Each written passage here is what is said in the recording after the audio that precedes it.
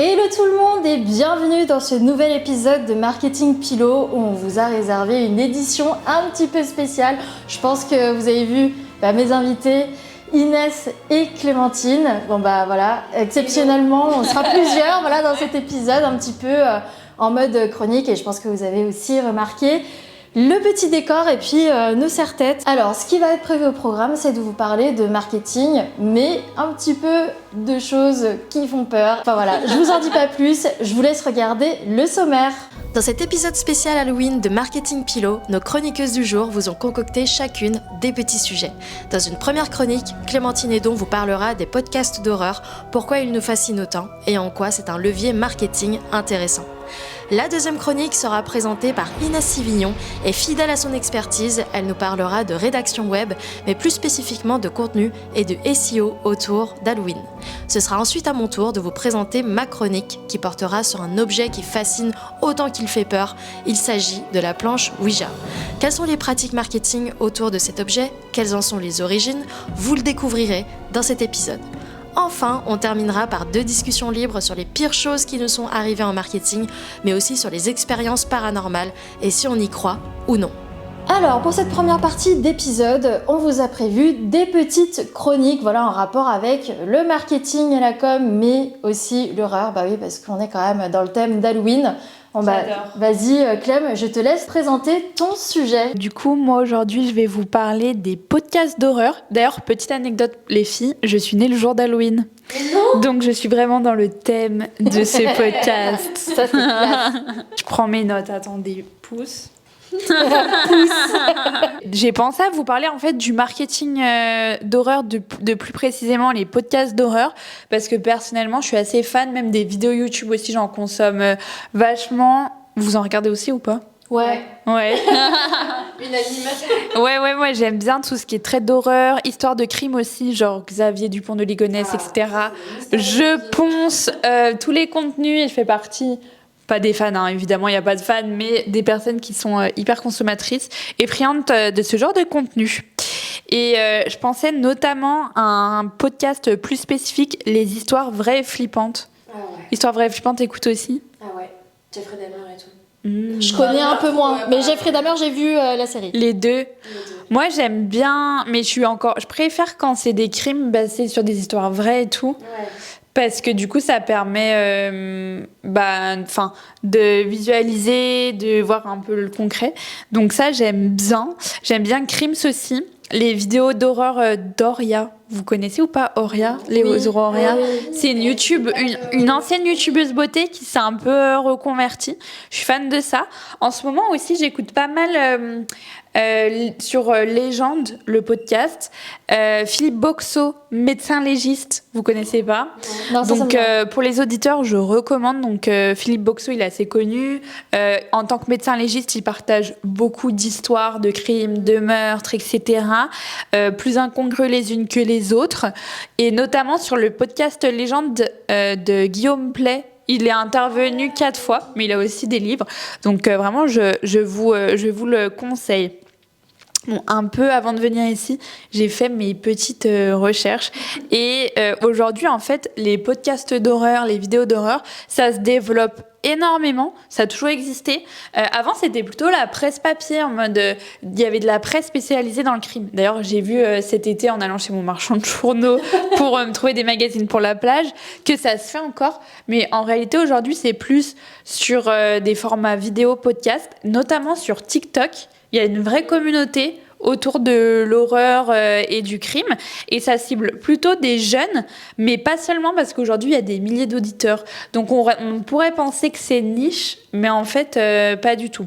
Il y a même plein de gros youtubeurs qui se sont nichés dans l'horreur. Il y avait justement Squeezie avec ses threads d'horreur.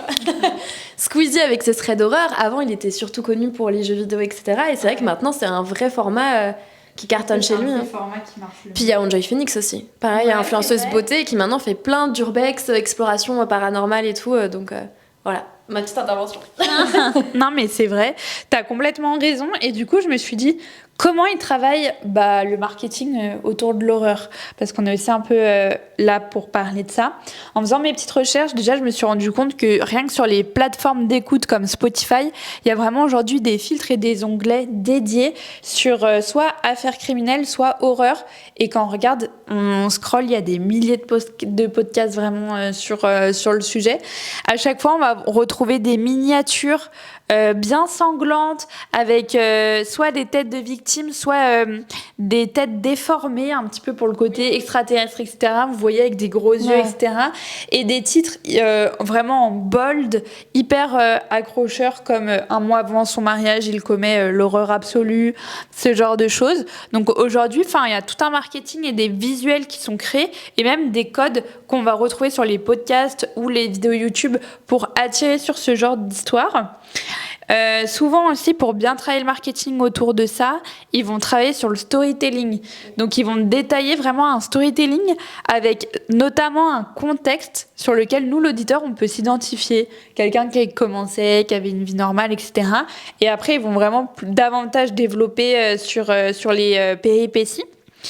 Et généralement, il y a 2 chutes possibles. Soit on connaît la vérité à la fin, soit l'affaire n'est pas résolue. Ça, moi, j'en écoute et c'est hyper frustrant. Donc, je préfère personnellement, je suis plutôt de la team affaire résolue.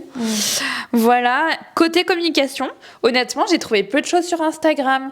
Je trouve que les podcasts et les vidéos d'horreur, c'est davantage développé du coup sur YouTube, et ils communiquent beaucoup sur TikTok avec toute une partie de TikTok où notamment les auditeurs ils partagent leurs avis. Il y en a aussi qui refont des simulations d'histoires d'horreur, etc., qui jouent un peu les scènes. Avec des formats vidéo, on peut trouver 500 000, même 2 millions de vues juste en France sur ce type de format. Donc voilà, ça prend vraiment le pas sur les autres types de communication.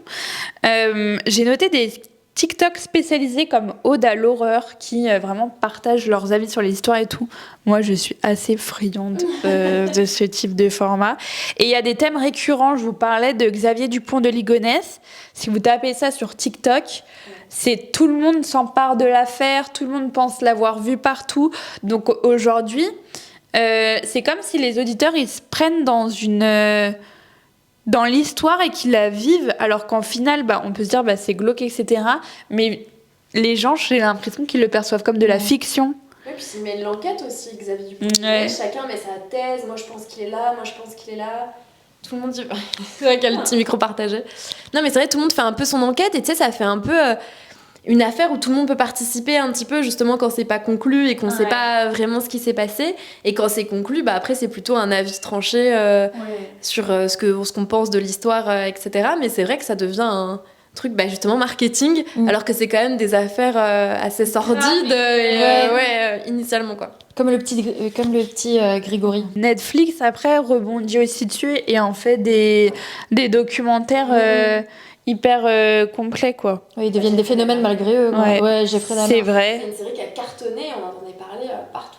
Alors, c'est pas officiellement une 2e saison, mais je sais pas si vous avez suivi, il y a l'histoire des frères Menendez qui est sortie, j'ai vu, mais office de saison 2. Ça, pour moi, j'avoue que ça me trigger trop pour regarder. Ouais. Parce que vu que là, ça parle aussi d'agression sexuelle et tout. Après, je pense qu'on a tous nos sensibilités. Je sais que moi, il y a certains sujets où ça me trigger trop, genre les enfants ou des trucs comme ça où je regarde pas. Il y a surtout des séries ou même des histoires vidéo où c'est quand même gore. Il y a quand même des images, un peu d'archives, etc. Donc tu peux vraiment entrer dans le détail un peu gore et ça fait, ça de l'événement, un truc un peu événement, un peu même... des fois, dans certaines séries, justement, Jeffrey Dahmer, c'était quand même une opinion assez tranchée sur le fait que c'était un énorme meurtrier tueur en série, mais il y en a qui lui ont trouvé, tu vois, de l'empathie. Ça les rend aussi plus touchants parfois, alors que ça reste des choses qui sont quand même très graves. Il y en a même qui sont un peu le syndrome de Stockholm, mais tu vois, qui sont tombées un peu amoureuses de lui, ou qui peuvent trouver dans des meurtriers, des tueurs en série, un truc attrayant, tu vois. Je trouve que du coup ça glorifie un peu le truc et que c'est un peu bizarre dans certains cas. C'est clair, et en fait, moi je me rappelle quand j'étais petite, à la télé il y avait des trucs comme Enquête d'action, Faites entrer l'accusé, ou crime qui passait, et c'était un peu tout. Alors que maintenant, en fait, vu que les auditeurs, ils prennent la parole sur les sujets, sur TikTok, sur les shorts, sur des petites vidéos, des formats courts, en fait, ça crée comme un effet communautaire autour des histoires d'horreur qui font qu'on développe le marketing autour de ça. Après, la contrepartie, c'est que parfois les victimes, elles apprécient pas du tout ce qu'il en ressort, et puis que les gens, ils suivent ça comme une série, comme des fictions, alors qu'en fait, c'est aussi la vraie vie de gens qui ont été mis en jeu, etc. Donc, Et puis il y a aussi le fait que c'est super vrai ce que tu dis, c'est souvent le meurtrier qui est mis en avant et qui est surexposé, etc. On parle très peu des victimes finalement. Et à l'inverse, je prends un exemple d'actualité, mais tu vois, Gisèle Pelicot par exemple, c'est pour une des rares fois où c'est la victime qui est vraiment exposée, mise en avant et mis au centre de l'histoire, puisque généralement c'est souvent le camp adverse qui est surexposé. Donc c'est pour ça cette histoire de glorification un petit peu moi, je trouve que c'est du coupable. Ouais. C'est vraiment la limite autour du marketing d'horreur, c'est que c'est comme si là, Xavier Dupont de Ligonnès, les gens, comme s'ils étaient fans quelque part parce qu'ils sont toujours à l'affût, etc. Donc il y a un peu un côté, je trouve, négatif par rapport à tout ça. Et je vous partage mes pronostics pour l'avenir. Moi, je pense que l'horreur, elle va continuer vraiment de se développer via le format podcast et vidéo, notamment en fait avec les amateurs qui vont de plus en plus s'engager et oser prendre la parole sur les sujets. Et ce qui va faire que les actualités, les affaires, même les anciennes affaires d'ailleurs, elles vont être vraiment mises en avant. Et je pense que c'est des sujets aussi qui fascinent et qui fascineront du coup toujours, car même si c'est sordide et pas toujours assumé, les auditeurs, ils aiment le côté extraordinaire dans le sens où ça sort de l'ordinaire, c'est dans ce sens-là que je veux le dire, et ils consomment ces contenus comme si c'était de la fiction, et ça permet aussi à beaucoup de gens, notamment aux gens qui font de l'anxiété, de se dédramatiser leur quotidien et de penser à autre chose et de prendre du recul sur leur vie à eux. Et selon moi, du coup, notamment avec les réseaux sociaux, ça va continuer de beaucoup se développer. Je suis d'accord, il y a aussi le côté un peu voyeurisme, on va dire, mais qui a toujours existé, même avant les podcasts et tout, tu sais. C'est humain, mais quand il y a un accident en bas de chez toi ou vers chez toi où tu passes devant, t'as ce réflexe un peu bizarre de vouloir t'arrêter, de vouloir savoir ce qui se passe, etc. Et là, en fait, ça te permet d'aller au cœur d'une affaire criminelle, effectivement, qui sort un peu de l'ordinaire, parce que t'apprends pas tous les jours, des choses comme ça. Et donc, il y a ce côté un peu voyeurisme qui peut... Et avec le format podcast, c'est comme si on te racontait une histoire. Tu vois, quand on est petit, on t'endort en te racontant une petite histoire, généralement un peu plus joyeuse quand même. Mais du coup, quand tu grandis, ça te fait ton format un peu histoire le soir pour te faire un peu peur. En même temps, le côté un peu voyeuriste parce que ça peut être des histoires vraies. On te le raconte, on te le chuchote limite à l'oreille. Je pense qu'il y a plein de choses qui font que le format... cartonne. Et c'est super intéressant ton sujet, Clem. Et d'ailleurs, Merci. pour rebondir sur tout ça, ce qui fascine aussi les gens, c'est le fait que ils ne connaissent pas les dark side, autant de dark side peut-être chez un être humain. Des fois, t'as envie de creuser sans vraiment avoir envie de creuser, mais c'est cette curiosité parfois malsaine qui te pousse à avoir envie d'en savoir plus sur ce genre de sujet. En fait, ce qui a mené ces personnes à commettre de tels actes. Ouais, etc., c'est vrai. en fait. Parce qu'en fait, ça nous paraît tellement impensable d'en arriver là que ça suscite la curiosité. Donc, on parlait d'un canal marketing assez puissant, donc le podcast. Inès, tu vois, je crois que tu vas nous parler d'un autre canal bien intéressant également. Oui, alors moi, je voulais parler évidemment du marketing en général, mais plus précisément des blogs et des newsletters, bref, tout ce qui touche un peu à mon métier, du coup, et en lien avec Halloween. Donc, on sait que quand on est dans la création de contenu, ce qui marche bien, c'est les contenus qu'on appelle evergreen, c'est-à-dire qui fonctionnent tout le temps, qui peuvent être trouvés et qui sont intéressants peu importe la période. Et à l'inverse, il y a aussi les contenus un peu plus chauds qu'on appelle les marronniers, qui rebondissent un petit peu sur les actualités d'un calendrier et surtout les actualités qui reviennent d'une année à une autre, comme Halloween, Noël, Pâques, Nouvel An, que sais-je, à Saint-Valentin par exemple. Et du coup, Halloween, c'est vraiment un moment qui cartonne chaque année, et on le voit d'ailleurs, on s'est amusé à faire un petit peu les recherches tout à l'heure, on a regardé pour le terme Halloween. Et alors vous voyez pas, mais peut-être qu'on mettra en post-prod, je donne des tâches à Emef. Tu me donneras, je vais mettre. Voilà. En fait, on voit, il y a un pic énorme sur Halloween, pile à la période de septembre-octobre, et après, les recherches qui baissent. Donc on voit qu'il y a un véritable attrait qui se manifeste à cette période-là spécifiquement. Et quand on regarde un petit peu le détail sur quelles sont ces recherches-là, on voit, attendez, je reprends le screen, voilà, effectivement, qu'il y a plusieurs sujets qui peuvent être liés et il y a toujours forcément un sujet par rapport à votre niche. Donc, c'est-à-dire que si vous êtes par exemple dans la décoration d'intérieur, évidemment, déco d'Halloween, ça cartonne. Bah, regardez, Emef a certainement fait une recherche comment faire une super déco d'Halloween. Et bah voilà, c'est remonté dans les résultats de recherche. Les recettes, évidemment, les recettes de cuisine, ça cartonne. Moi, je vois que ça qui commence à arriver. Comment faire un... Ah oui, bah, c'est ce que j'allais dire. Un hamburger citrouille, j'ai vu récemment. J'ai mis en favori direct. Je me suis dit, c'est nickel. Il y a plein de trucs. Et même dans le marketing, typiquement, bah, c'est ce qu'on fait aujourd'hui. Ouais. Exactement. Elle s'est dit, qu'est-ce qui va ressortir à Halloween? Qu'est-ce qui va fonctionner comme type de vidéo à Halloween? Et bah, tout simplement, une vidéo sur Halloween liée à sa niche qui est donc le marketing. Et on se retrouve à faire une interview sur le marketing à Halloween. Donc, c'est vraiment un moment charnière à, évidemment... prendre à bras le corps, et peu importe votre niche, il faut que vous puissiez trouver un lien avec Halloween. Donc effectivement, ça peut être très simple, le marketing à Halloween, toutes les stratégies marketing. Vous êtes auteur d'un podcast, et ben vous faites une liste des podcasts pour Halloween.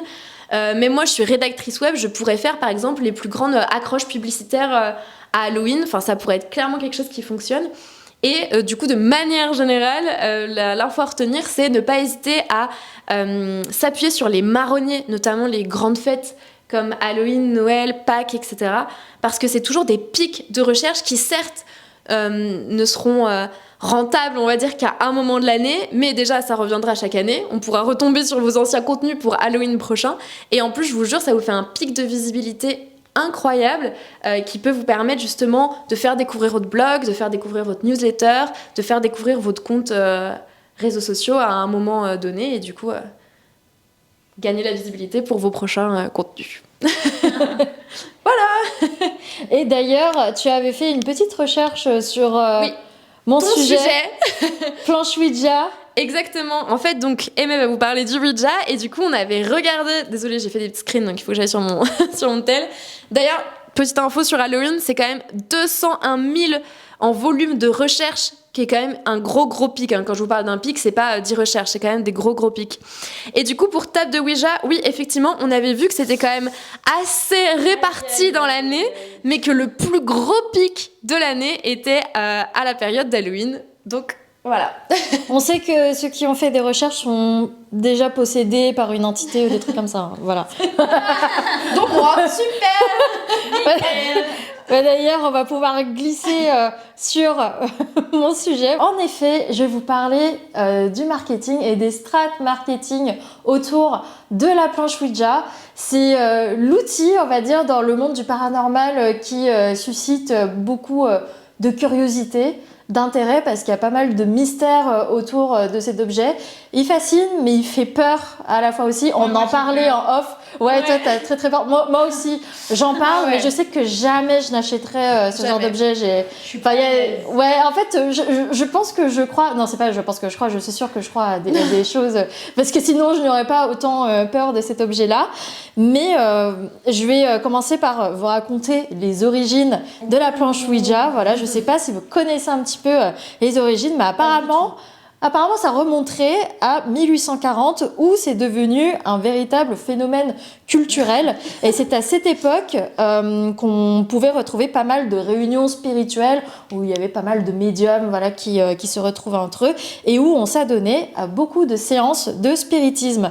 Et à cette époque-là, il y avait déjà pas mal de fascination, parce que les gens se demandaient s'ils pouvaient en effet rentrer en contact avec des entités. Il n'y avait pas encore ce côté négatif qu'on a aujourd'hui, cette peur qu'on ressent justement vis-à-vis d'une planche, et qui fait que jamais de notre vie on pourrait en toucher. Non, ne le faites pas. C'est ça. Je vais en parler à la fin, petit disclaimer à la fin. Et à savoir aussi que À l'époque, donc c'était notamment le cas après la guerre de sécession, la planche Ouija était même un outil de réconfort parce qu'en fait, tu avais beaucoup de familles qui étaient endeuillées et du coup, le Ouija permettait de maintenir un lien en fait, pour eux du moins, avec des proches qui avaient disparu. Mais petit à petit, voilà, l'image de la planche va changer pour arriver à ce côté un petit peu négatif. Et ça commence progressivement à cause de meurtres qu'on soupçonne d'être provoqués par des planches de Ouija, par exemple, avec des possessions, des choses comme ça. Mais ce qui va être déterminant surtout, ça va être le marketing. Désolée, mais me fait des regards paniqués. Mais attends, t'as pas la suite là encore. Mais ce qui va être déterminant, ça va être le marketing qui va être non voulu et non cherché en fait à cause des films d'horreur comme L'Exorciste notamment. L'Exorciste. Ça a été le premier film que j'ai vu d'horreur. Pareil. Oula, toi t'as commencé déjà en high level, hein. Et j'ai commencé par ça aussi et j'en ai encore des mauvais souvenirs quoi. Je suis c'est high level, traumatisée, ouais. Ah oui. Ah ouais. Non mais il faut savoir que L'Exorciste, parce que ça date des années 70, si je me souviens bien. Ils sont pas au top. Ouais, mais par contre, mais au niveau ça de l'histoire, au niveau traumatise bien, psychologie, ouais. ça te matrix bien. Donc, c'était dans les années 70 de mémoire que c'était sorti. Et à cette époque-là, c'était la première fois qu'on voyait un film de ce genre-là, qui jouait autant sur la psychologie du paranormal, etc. Que tu voyais des effets comme ça, au niveau de l'histoire, les trucs de possession, surtout le fait de posséder une petite fille, tu vois, et de toucher à la religion. Aussi, tu sais, ça. Prêtre et tout, oui. Ouais, voilà. Du coup, ça renforce ce côté. En fait, t'as vachement peur. Et du coup, dans une scène de l'Exorciste, on va voir un personnage qui s'appelle Regan. Donc, c'est la fille qui va être possédée par un démon plus tard, qui va être avec sa maman, avec une planche Ouija. Et justement, c'est à cause de cette fameuse planche après qu'elle va être possédée par ce démon qu'on va voir dans le film. Et selon John Kozik, qui est le propriétaire du musée du Ouija de Salem dans le Massachusetts, bref, je ne sais pas le dire, ça fait depuis 10 ans que je... Ça, c'est quoi le truc qu'on disait quand on était petites? Massachusetts. Les chaussettes de l'archiduchesse. Mais oui, c'est ça. Non, mais, bref, je canne toujours sur le nom de cette... bref. Donc, le propriétaire du musée du Ouija de Salem, voilà, eh bien, d'après lui, c'est la première fois qu'un film suggère que le mal pouvait venir d'une planche Ouija. Parce qu'avant, il y avait toujours ce côté positif, on pouvait discuter avec un proche disparu, ou même juste discuter avec une entité, mais on voyait pas le mal à l'intérieur. C'est positif, moi. Ouais, c'est vrai qu'au final, tu sais pas quel type d'entité tu peux attirer avec ce genre d'objet. Et la planche Ouija qu'on connaît aujourd'hui, du moins par son aspect un petit peu moderne entre guillemets, parce qu'à l'époque c'était fait avec, je crois, des petites planches, des bouts de papier ou des trucs comme ça. Donc avec cette planche avec les lettres que vous avez dû voir, avec la goutte, oui, non, au revoir, etc. Eh bien, ça a été développé par deux hommes qui s'appellent Elijah Bond et Charles Kennard en 1890. Eh ben, ça serait passé, merci. Ça date de bien avant. Hein. D'ailleurs, c'était, je crois, popularisé par les sœurs Fox, qui était un petit peu dans le domaine du paranormal, si je me trompe pas. C'est elle qui avait commencé à populariser, mais la planche Ouija qu'on connaît aujourd'hui sous son aspect commercial, entre guillemets, ce sont ces deux hommes qui l'ont développé en 1890. Et Charles Kennard a apparemment dit que la planche Ouija lui a révélé son nom, donc le Ouija, le nom de l'objet. Le nom Ouija ? Ouais. Et que ça signifiait apparemment en égyptien bonne chance. Mais ça a été démontré qu'en fait ça voulait dire que dalle. Ah, ok. Et qu'en fait c'était mauvaise juste. communication avec cette planche-là. Ouais, justement. Et en fait ça voulait juste dire qu'il savait bien storyteller et marketer en 1890 déjà. Ouais. Voilà. ça voulait juste dire ça. Et en termes de branding, la Ouija se positionnait comme un mystérieux oracle capable de te dire des choses sur ton passé, ton présent et ton futur. Voilà, donc ça c'était vraiment le branding qu'ils avaient posé et on peut dire que c'était déjà réussi. Mais aujourd'hui, il y a quand même des plateformes comme Amazon et des marques de jouets qui commercialisent la Ouija à des enfants, donc tu vois, ce qui rend donc cet objet accessible de tous, voilà, et même à des personnes, donc je pense notamment aux plus petits, voilà, qui ne devraient pas y avoir accès si on écoute des professionnels du paranormal. Mais comment on explique tout ça? Comment on explique le fait que ce soit si démocratisé que ça? Eh bien déjà, il y a le côté ludique et social. Parce qu'en fait, les marques, elles mettent pas mal en avant ce côté, on va dire, jeu de la planche Ouija. Comme si c'était un Monopoly, en fait, que tu jouais en famille. Oui, on le voit dans les King Jouets ou les trucs comme ça. Ouais. D'ailleurs, quand je passe devant, je me dis, vous êtes sûr que vous voulez vendre ça? On va dire que, en termes de connotation, voilà, t'as l'impression que c'est quelque chose que tu peux partager avec tes proches. Alors qu'en fait, pas tant que ça au final. Pendant la raclette. Ouais, voilà. Petit Ouija raclette, écoutez. Allez. Mais t'as aussi une désacralisation en fait autour de la planche Ouija, parce qu'en fait ça a été pas mal popularisé dans la culture populaire notamment, par exemple dans des films, des séries, je pense notamment à Charmed, Paranormal Activity, la saga Conjuring. Il y a aussi des... Ouais, bah t'as aussi des films qui ont été adaptés à partir de cet objet, notamment le film qui porte le nom de la planche, Ouija, enfin il y en a eu 2, enfin même plus, je pense, qui ont été produits. Et t'as des marques de jouets donc qui profitent de cette désacralisation pour commercialiser justement ce produit à un public plus large.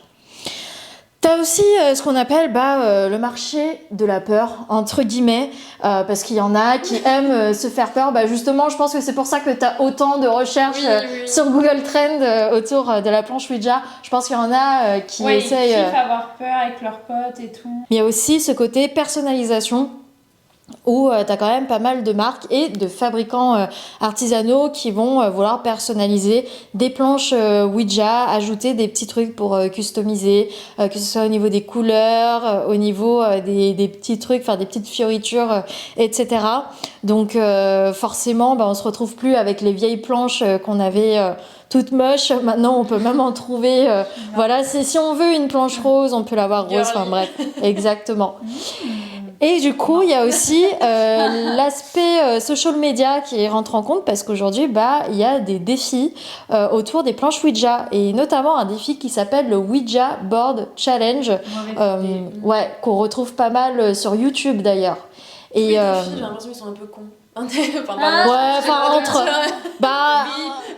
mine de rien, parce que quand tu vas... Qui sont border un peu, Ouais, par exemple, le défi où tu dois avaler un truc de lessive, là, j'ai jamais compris ce qui s'était passé dans la tête des gens. Et, je sais pas tout ça, moi. Mais du coup, le Ouija Board Challenge, je vous mets quelques extraits vidéo ici. En quoi ça consiste? Et en fait, on voit des personnes qui se réunissent autour d'une planche Ouija et qui s'amusent, entre guillemets, à faire tourner la goutte, ou alors à poser leurs mains dessus et attendre qu'il y ait un petit truc qui arrive. Et à chaque fois, ça filme leur réaction, en fait, quand il se passe... une dinguerie, entre guillemets. Est-ce que c'est vrai, est-ce que c'est faux? À vous d'en juger. Mais du coup, ça fascine, parce que on a encore ce côté... on fait face à l'inconnu, et du coup, il y a quand même des gens qui sont pas mal curieux, en fait, par rapport aux expériences des autres. Et puis, il y a la bougie qui vient de... J'ai vu la fumée arriver, je dis, qu'est-ce que c'est paranormal. Et du coup, il y a ce côté aussi storytelling qui fascine pas mal les gens dans le côté je manipule une planche Ouija. On en parlait un petit peu en off, mais c'est quelque chose qui nous terrorise. Franchement, j'ai pas envie de jouer avec le feu. Pourquoi tenter? Pourquoi tenter l'expérience? Pourquoi tenter d'attirer des fantômes chez soi alors qu'on peut s'en passer? Très peu pour moi. Je passe mon tour. Ouais, moi, c'est un peu pareil, c'est pas quelque chose... J'y crois, en fait, donc je me dis, pourquoi tenter... Dans le doute, ça marche, donc pourquoi le faire, quoi?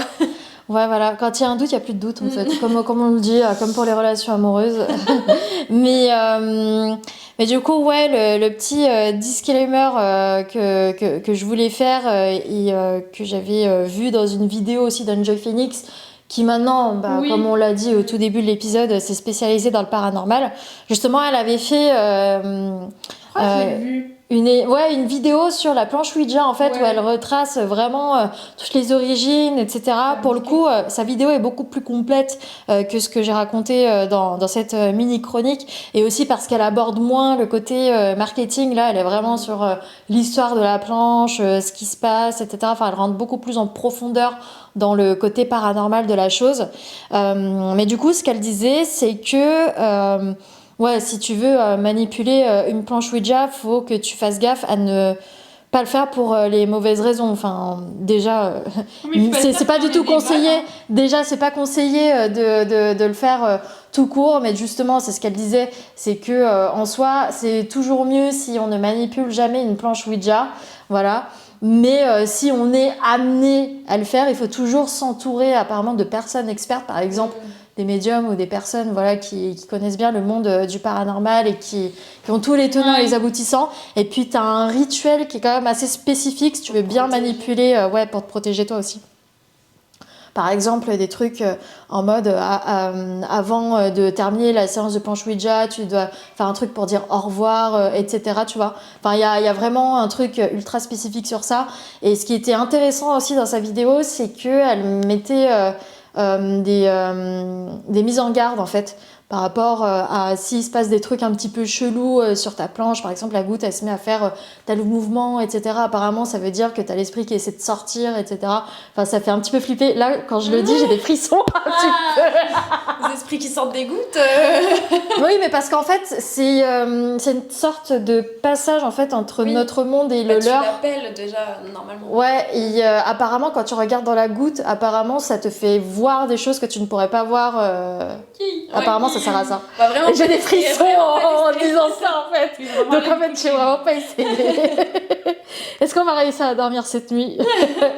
Donc voilà, disclaimer, après ça dépend si vous y croyez ou non, mais dans le doute apparemment faut pas faire n'importe quoi avec les planches Ouija. Voilà, c'est plutôt déconseillé. Faut plutôt laisser ça aux experts, et il faut pas le faire parce qu'on a envie de se convaincre qu'il y a un truc qui existe, ou alors pour se faire peur, ou alors pour impressionner ses amis. Vraiment ça, faut pas.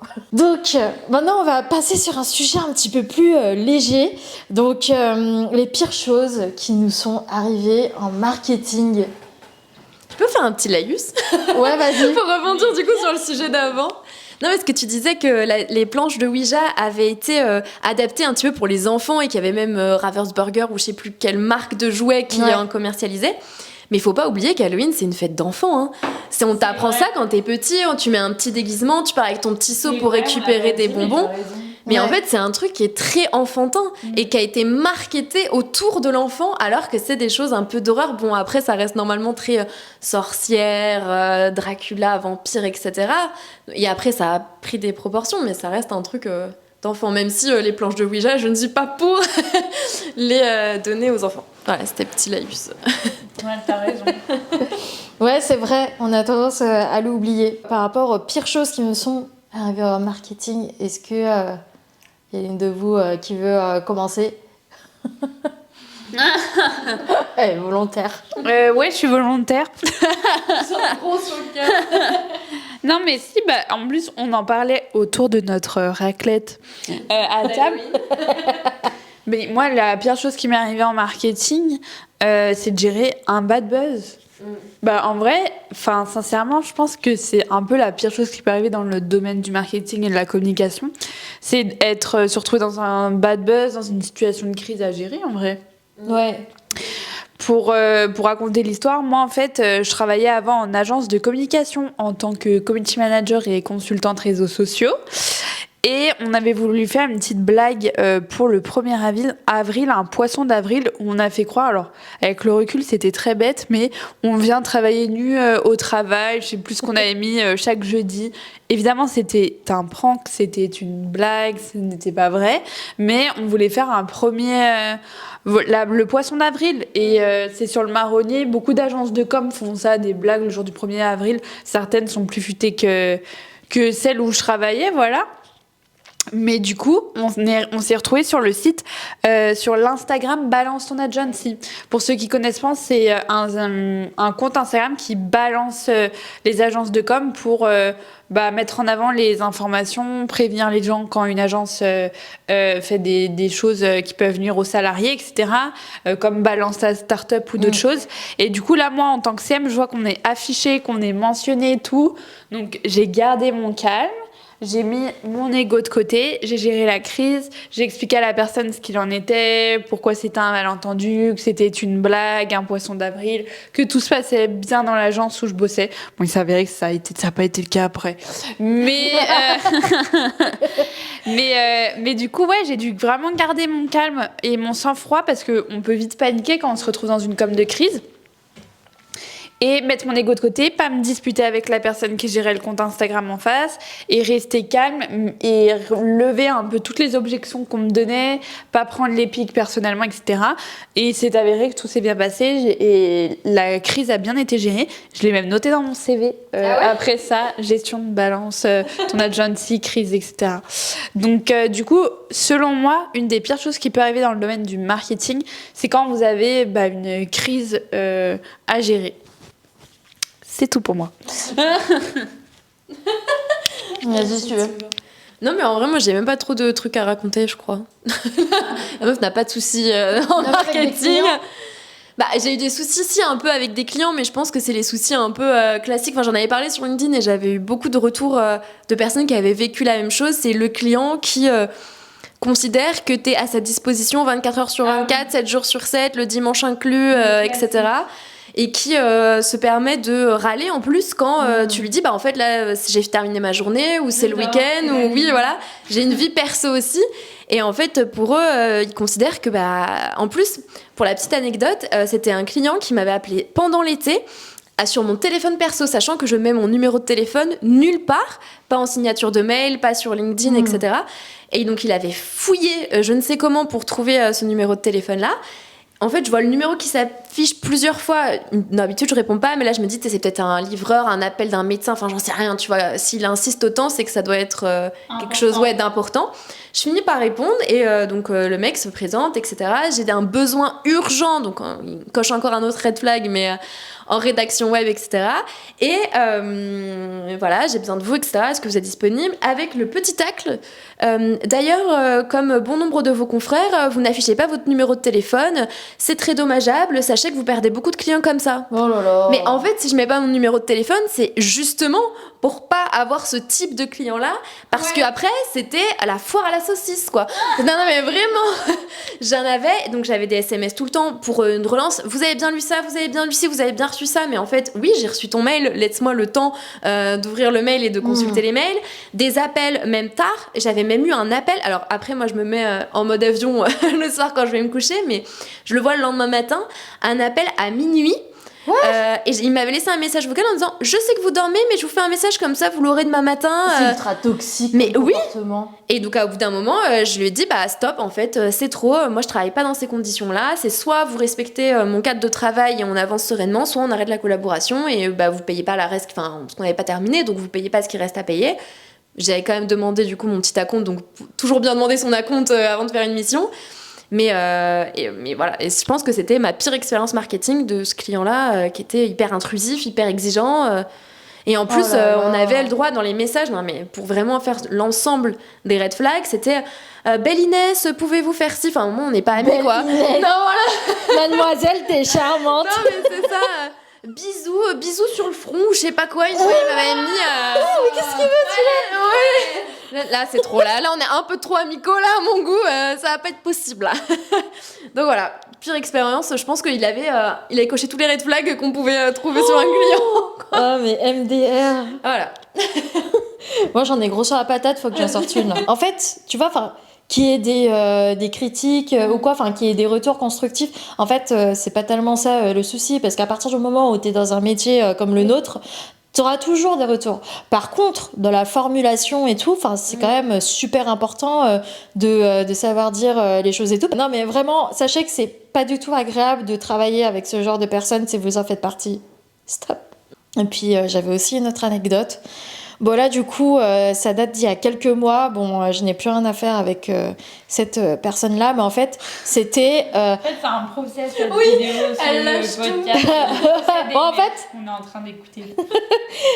ouais, et en fait à ce moment-là, donc c'était il y a quelques mois, je devais faire une interview client d'un client en fait pour un post social media. Ouais. Pour recueillir son témoignage, pour dire à quel point c'était génial de bosser avec le client en question, etc. Et déjà, quand j'appelle le mec, tu sens qu'il est déjà agacé au téléphone Ah oui. et tu comprends pas pourquoi.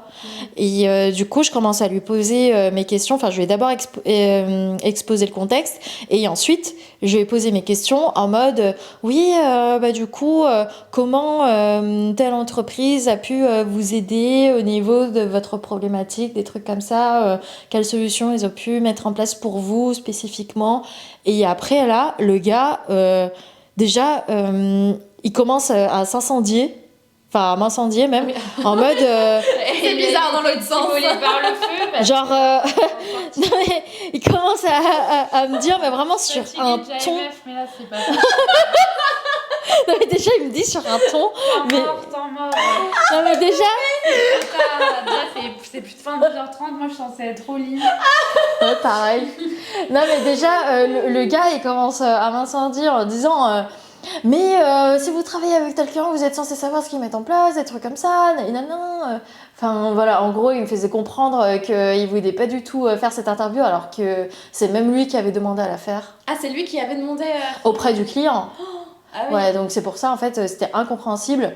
Et du coup, forcément, j'ai coupé court à l'appel. Je lui ai dit bon, écoutez, on va pas continuer comme ça. Si vous voulez pas la faire, on va pas la faire, c'est tout. Moi, je vais voir avec ma cliente comment on procède. Bonne journée, au revoir. Et du coup, l'interview est jamais sortie. Enfin, Si elle est sortie, mais du coup, c'était ma cliente qui a dû le faire à ma place.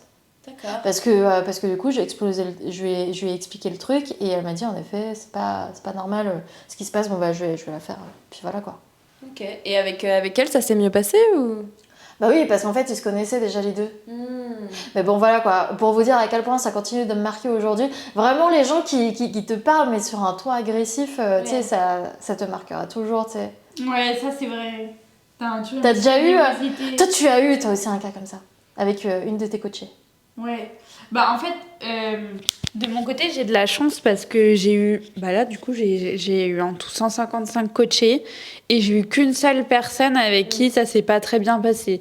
Donc en vrai, voilà, vraiment, j'ai énormément de clientes qui sont trop gentilles, qui arrivent, qui sont comme moi, qui sont gentilles, rigolotes, motivées, chill, sympa et tout.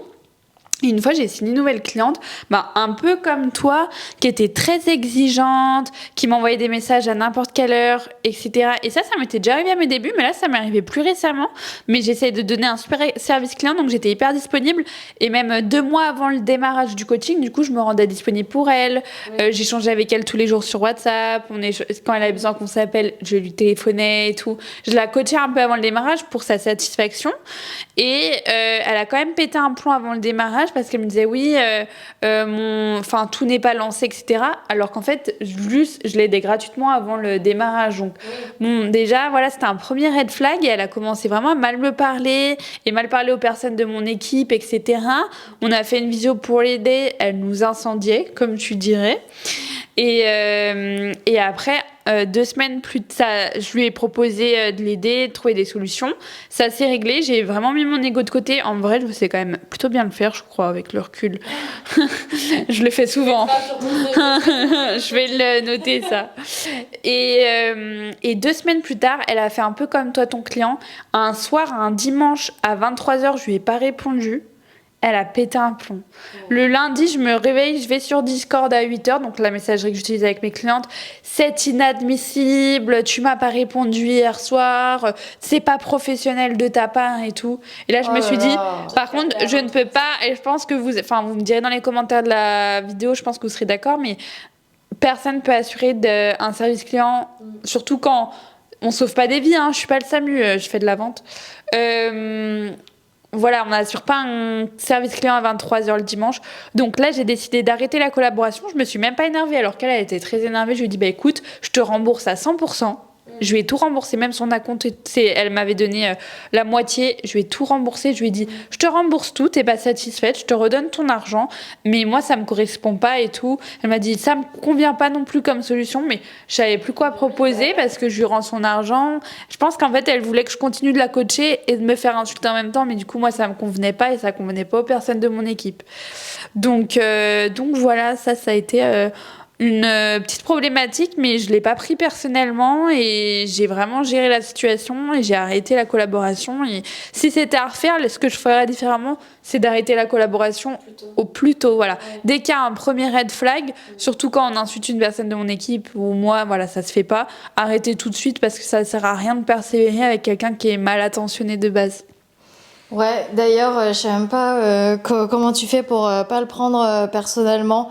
Surtout quand ça touche ton travail ou quoi. Non, mais vraiment, vraie question, comment tu fais pour prendre autant de recul quand t'as quelqu'un qui te parle de manière agressive comme ça, tu vois? Bah en vrai, c'est pas facile, mais j'ai appris à pas m'énerver. Je crois que c'est grâce à mes jobs en agence de com, parce que du coup, bah, je gérais plein de clients, plein de marques, plein d'émotions de gens, etc.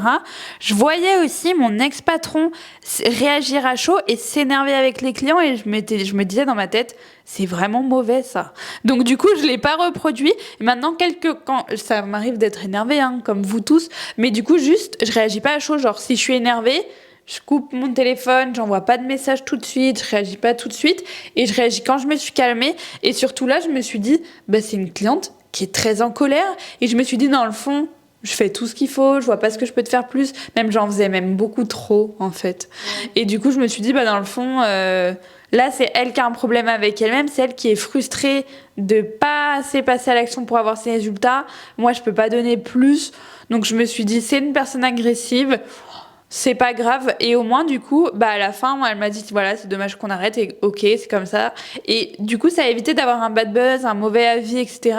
parce que je me suis pas énervée. Alors que si je m'étais énervée, que je l'avais insultée, que je étais rentrée dedans, bah, ça aurait pu avoir plus de conséquences. Ouais, aussi. C'est un peu comme les haters sur LinkedIn ou etc.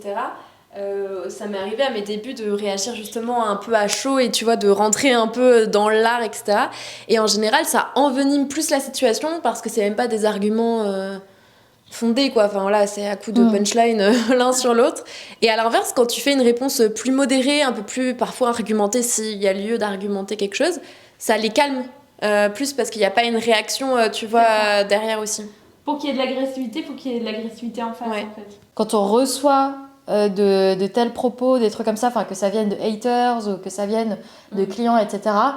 Ça nous marque professionnellement, mais personnellement aussi. Je sais pas si ça vous fait ça aussi, mais par exemple, je sais qu'une fois que j'avais terminé mon boulot et que j'avais fermé mon ordinateur, franchement, je continuais à y penser. Hein. Oui, les heures qui suivent, les jours suivants aussi. Et des fois, tu vois, tu manges ton repas, tu repenses en fait à ce retour client qui était ultra désagréable et ça t'affecte en fait dans la vie perso, c'est affreux. Hein. Ouais, moi je sais que quand j'avais ce cliente qui me parlait mal et qui parlait super mal à mon assistante, j'en parlais à mon conjoint et tout et je me sentais vraiment mal et je commençais même des fois à avoir la boule au ventre quand j'avais la notification d'un de ces messages. Donc c'est aussi pour ça que j'ai voulu régler l'affaire le plus vite possible et pas laisser traîner. Je me suis dit, faut que ce soit réglé tout de suite et pas que ça traîne 3 mois cette histoire, parce que sinon effectivement ça peut vous affecter dans votre vie perso. On s'en rend pas compte des conséquences que ça peut avoir. Mesurez vos propos, s'il vous plaît. Merci les haters. Non, mais c'est vrai qu'on reste des humains avant tout parce que quand on est sur les réseaux sociaux, ça déshumanise un petit peu, puis on représente un peu une marque ou une entreprise et du coup les gens se permettent beaucoup de choses. En plus on est un peu caché derrière l'ordinateur et tout, donc mais en fait, on n'est pas juste une image de marque sur LinkedIn, sur Insta ou quoi. Il y a un humain derrière et après, je sais pas, comme des relations humaines normales, on n'insulte pas les gens gratuitement comme ça. Ou si on a quelque chose à dire, on le dit calmement et de manière éduquée et mature. Voilà. Ouais. Ou sinon, tu as des personnes aussi qui ne savent pas du tout écrire posément, entre guillemets. Et je pense que c'est le cas de cette personne dont j'ai parlé. Et comme quoi, tu vois, le fait d'avoir de l'empathie, de savoir communiquer, en fait, tout simplement en prenant en compte ce que la personne pourrait ressentir en face, mine de rien, c'est une vraie compétence quand on réfléchit à ça. Et en lisant ce mail. Et puis c'est pas la première fois en fait que cette personne écrit des mails avec des tournures un petit peu Agressif. voilà quoi. Mais ouais, c'est là que je me dis, punaise, en fait, il n'y a pas tout le monde qui sait communiquer comme ça, et c'est une vraie compétence. Et du coup, on va vite passer sur le talk suivant avant de vite clôturer, parce que là, ça commence à être très très tard, on commence à être bien fatigué. Franchement, ouais. Ouais. Si vous nous voyez sombrer sur un point... de mon côté, c'est pas comme ça tout le temps. Non, je crois que tout le monde là commence à être bien fatigué. Moi, pareil, j'ai les yeux qui piquent.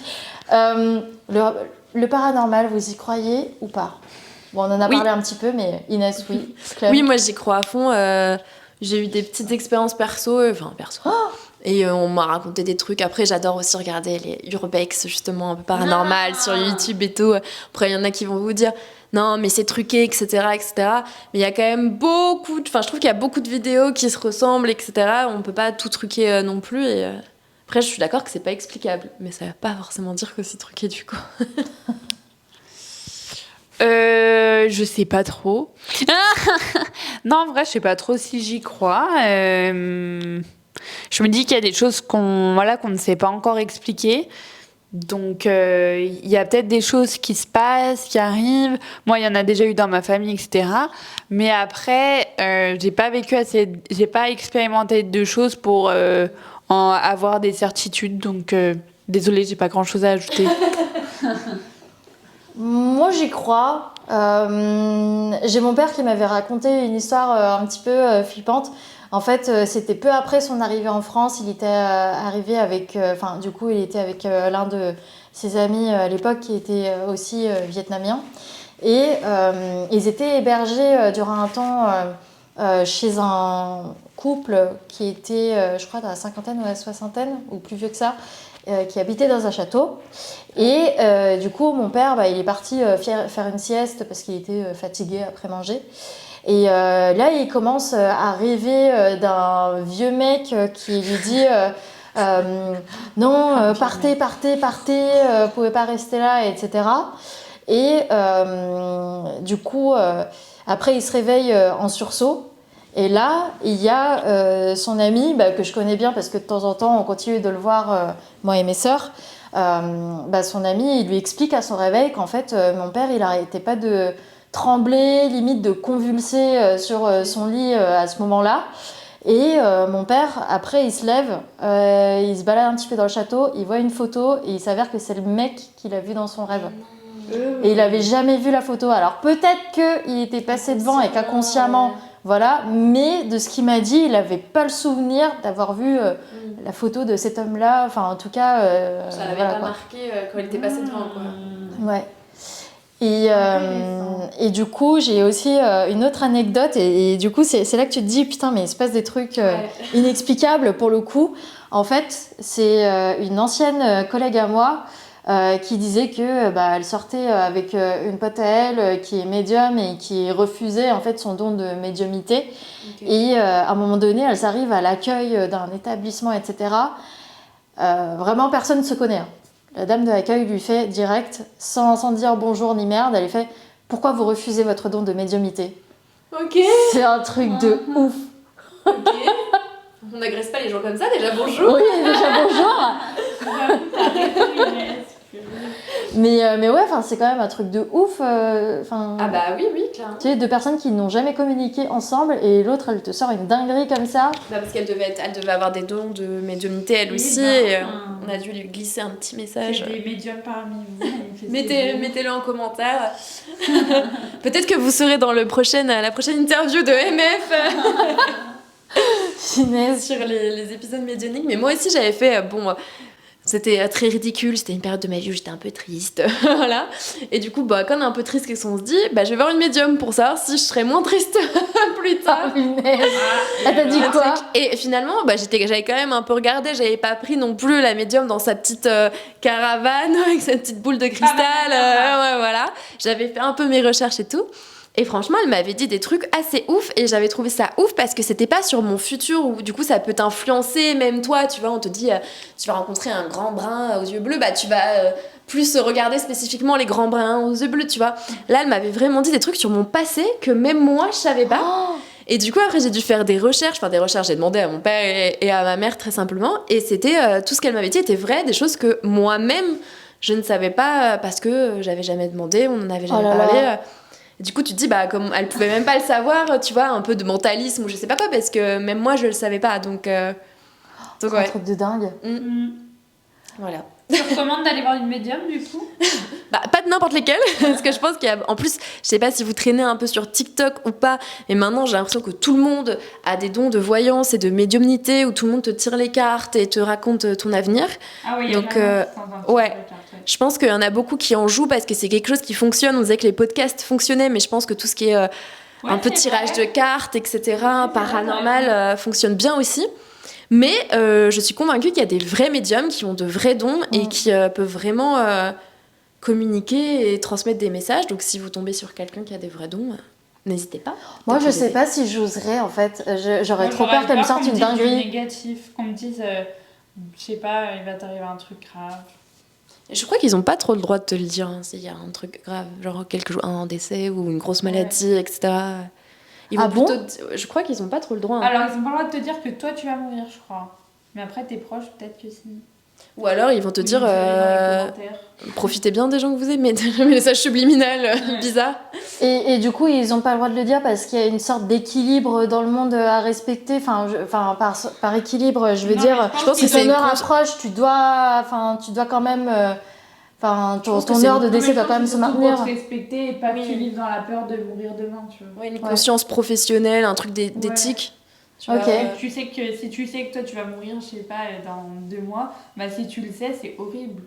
Puis même si t'es proche, enfin t'es pas censé trop le savoir quoi. Enfin après si t'as quelqu'un de ta famille qui est très malade, tu le sais, oui tu t'en doutes. Mais de toute façon je crois qu'ils ont même pas trop de notions temporelles. Enfin ils veulent dire plus ou moins proche, mais ils vont pas te dire c'est dans 2 mois pile le 15 décembre. Enfin voilà tu vois. Je sais pas ça. Je suis pas informée sur le sujet. Moi, j'avoue, j'aurais peur de voir un médium parce que s'il me sort des dingueries, moi, je vais être comme une folle. je serais en mode... Et je vais paniquer s'il me sort une dinguerie négative. Mais qu'est-ce que après, c'est plutôt pour guider tes choix. En général, tu vois, par exemple, tu peux lui poser une question, tu lances un projet de podcast, typiquement. Ça va pas marcher, laisse tomber. Est-ce que c'est la bonne voie pour moi? Est-ce que ça va fonctionner, etc. Ils vont te dire plus ou moins, ça dépend qui, mais ils vont te dire oui, c'est exactement là où tu dois aller, t'es sur la bonne voie, ou ça va être compliqué, mais tu vas y arriver. Enfin, des choses comme ça, ou fais plutôt ça comme ça et moins comme ça. Enfin, moi, quand j'avais demandé, c'était plutôt des choses dans ce sens-là, sur est-ce que des trucs de meuf, hein, mais est-ce que je vais rencontrer quelqu'un? Oui, ça arrivera. Classique. Ouais, voilà. Après, elle te dit un peu des trucs classiques sur le futur. Tu la question. Ouais. Oui, voilà. Est-ce que je suis sur la bonne voie professionnelle? Oui, vous êtes exactement là où vous devez être, restez sur cette voie-là. Et à l'inverse, il y avait d'autres personnes qui disaient, à qui elle disait, vous n'êtes pas dans la bonne voie professionnelle, vous voyez bien que ça va pas. Et après, la personne en fait disait, bah oui, c'est vrai que je pensais à changer, à faire ci, à faire ça. T'as des choses inconscientes qu'en fait tu sais toi-même, mais ils viennent appuyer sur des choses pour te motiver, on va dire. À sauter le pas, quoi. En fait, si elle me disait que je faisais tous les bons choix, ça, je me sentirais bien en sortant. Si elle me disait, là, ça va pas du tout, je serais comme ça, après, chez moi, sur mon canapé, à tout remettre en question. Ouais, grave. Oui, après, il faut le faire. Faut le faire si t'es prête à entendre un peu toutes les possibilités. Pas si t'attends juste qu'on te dise, oui, c'est très bien tout ce que vous faites, tout est parfait, madame. Faut que tu sois aussi apte à recevoir quelques critiques ou quelques points négatifs, entre guillemets, je pense. Ouais, c'est clair. Ouais, justement, on parlait, tu vois, des podcasts d'horreur et des gens, tu vois, qui prétendent avoir des dons de médiumnité, des trucs comme ça. Moi qui crois un petit peu à ce genre de truc, du coup, pour revenir à Enjoy Phoenix, du coup, elle a avoué dans ses vidéos qu'elle avait ce fameux don, en fait, et que c'était pour ça, du coup, après je sais pas si c'est exactement pour ça, mais en tout cas ça la pousse pas mal à explorer ce don là justement dans les enquêtes paranormales quand elle se rend dans un château. D'ailleurs je sais même pas comment elle fait pour se rendre dans un château impossible. En pleine nuit juste avec sa caméraman. Alors moi déjà, oui voilà, moi déjà je serais comme ça. Et justement, des fois il lui arrive des trucs où tu la vois, genre limite elle est sur le point de chialer parce qu'en fait il y a des ondes qui font que ou des esprits du moins qui font que tu vois elle ressent la peine de certains esprits, des trucs comme ça, ils essaient de lui transmettre un message, des fois elle sent quand on la touche, des trucs comme ça, et apparemment ça fait depuis qu'elle est petite qu'elle a ce don-là et qu'elle essaie de le développer de plus en plus, et elle a des objets justement dont elle se sert souvent dans ses enquêtes, notamment les cristaux. Oui. Pour pouvoir communiquer apparemment avec des entités, même des baguettes de sourcier, elle a ça aussi. Elle a le Ça pendule me aussi. dépasse. Planche de Ouija, je sais même pas si je l'ai déjà vu en utiliser. Je sais pas. Moi, je vois que parce que je regarde du coup, et elle fait beaucoup le pendule. Ouais, elle marche beaucoup au pendule. Elle fait un peu les cartes aussi. J'ai une pote qui a un pendule. Je lui posais des questions, mais même des questions bêtes, genre Oui, tu oui. vas prendre burger ou pizza. Mais oui, mais pour le coup, moi, tu vois, si je fais. Bah, déjà, je pourrais pas faire d'enquête comme ça. Mais Non. si jamais, allez, je sais pas, ça m'arrive, je fais une enquête et on est en communication avec l'au-delà, moi, je trouve qu'il pose beaucoup des questions. Vous êtes combien? Est-ce que vous êtes heureux qu'on est là? Enfin, des questions un peu bateau. Et moi, je serais trop, c'est comment de l'autre côté? Vous voyez comment? Vous nous voyez vraiment? Vous nous entendez juste? Enfin, je serais plutôt intriguée de qu'est-ce qu'il y a après, tu vois. Ouais. Je poserais plus ces questions-là, moi. Ouais. Et du coup, ce qui est intéressant aussi dans les enquêtes d'Enjoy Phoenix, c'est qu'elle s'intéresse beaucoup aux défunts, en fait. Ouais. Enfin, tu vois qu'elle pose beaucoup de questions sur leur vie, enfin, de ce dont ils se souviennent, des trucs comme ça. Enfin, voilà quoi. Parce que je crois que dans ses vidéos, elle avait aussi expliqué que son but, c'était d'aider certaines entités à passer de l'autre côté, en fait, celles Comme qui dans la sont série. bloquées. Ghost Whisperer! J'adore cette série, je l'ai regardée en entier. Un peu déçue de la fin. Moi, elle mais, me faisait trop peur. Je regardais pas. Non, je trouve que c'était soft. Bah, après, c'était plutôt bien amené. Bon, bah Voilà. voilà. Allez, bonne C'est la fin de cet épisode-là. On est vraiment pas mal claqués. On est toutes fatiguées. Mais oui, là, il commence à se faire vraiment, vraiment tard. Après, Donc on va là- avoir peur pour rentrer chez nous. Je vois mon conjoint qui a essayé d'appeler plusieurs fois, ça y est, il doit être inquiet et tout. Clem, tu vas bien avec ta voiture, avec Brenda. Je vais dire, je suis en Elle va revenir avec ses oreilles lapin noir. Il va vraiment se poser des questions sur la, sur la soirée. Elle va revenir ça. Bon, bah, du coup, voilà, bah, c'est déjà la fin de cet épisode. On va vous laisser là. On est vraiment très claqués. C'est très tard le soir. Bon, bah, on se retrouve bientôt pour un nouvel épisode de Marketing Pilot et peut-être une édition spéciale Noël, mais qu'on fera plutôt en journée, n'est-ce pas? déguisée en Dame de Noël. Bah, en vrai, oui. Et qu'on fera en journée cette Ça fois-ci. va faire des vues, ça. Qu'on fera en journée cette fois-ci pour éviter d'être dans le même état que ce soir. Mais voilà. Tard demain. Allez, ciao, ciao, Ciao, tout le monde!